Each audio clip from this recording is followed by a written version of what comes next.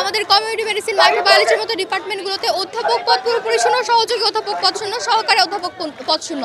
সেখানে আমাদেরকে দেওয়া হয়েছে মেডিকেল অফিসার, যেখানে তারা লেকচার পদমর্যাদা সম্পন্ন। আমাদের মেডিকেলে যেসব সিনিয়র পদের সংকট রয়েছে সেই সংকট কোনোভাবেই নিরসন হয়নি। আমরা একজনও সিনিয়র পদের শিক্ষক পাইনি।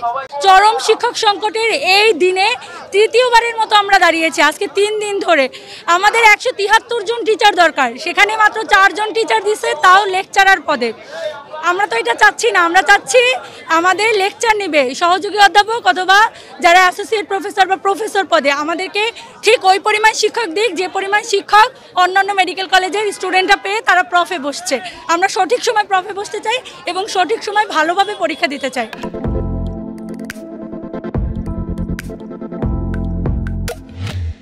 শিক্ষক জাস্ট লেকচারার, এরা নামে মাত্র। তাও একজন ওরাল সার্জারিকে দেওয়া হয়েছে কমবেট পড়াইতে, একজন ইএনটি সার্জারিকে দেওয়া হয়েছে মাইক্রো পড়াইতে। এইভাবে যে হাস্যকর প্রজ্ঞাপন জারি করছে, আমরা এই হাস্যকর প্রজ্ঞাপনের বিপক্ষে এবং এইটার প্রতিবাদে আজকে আবার নামছি। এবং এই বিক্ষোভ কর্মসূচি আরও বড় হবে এবং তারা যদি আমাদের সাথে কোনো ধরনের নেগোসিয়েশন না করে এটা চলতে থাকবে ইনশাআল্লাহ।